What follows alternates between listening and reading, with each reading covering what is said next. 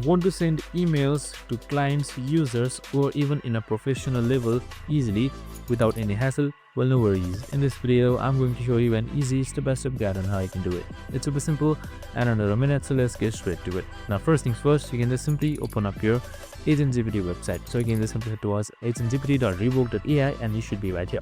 And now, once you're here, on the left side, you should be seeing templates. It should be right below pages, so you can just simply select that.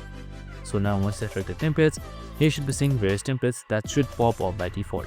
Now we need to find an email agent. So you can just simply scroll down and simply search off for email just like this.